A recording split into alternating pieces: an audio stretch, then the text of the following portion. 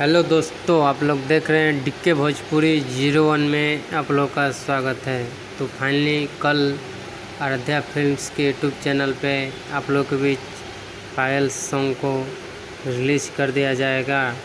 और आप लोग को बता दें, ये सॉन्ग इंस्टाग्राम रील्स पे आ गया है, जो कि बड़ा तगड़ा और ख़तरनाक बवाल मचाने वाला सॉन्ग है। इस सॉन्ग को आप लोगों ने अभी शाम से ही इंस्टाग्राम रील्स पे तेज़ी से वायरल होने लगा है। तो आप लोगों ने नहीं सुना तो जाके इंस्टाग्राम रील्स पे आ गया है। ये सॉन्ग बड़ी तगड़ा, ख़तरनाक और कमाल का सॉन्ग है। तो आप लोग तैयार रहिए, कल आप लोगों के बीच फुल सॉन्ग को आराध्या फिल्म्स के यूट्यूब चैनल पे रिलीज़ कर दिया जाएगा। बाकी आप लोगों को ये अपडेट कैसा लगा कमेंट बॉक्स में बताइए।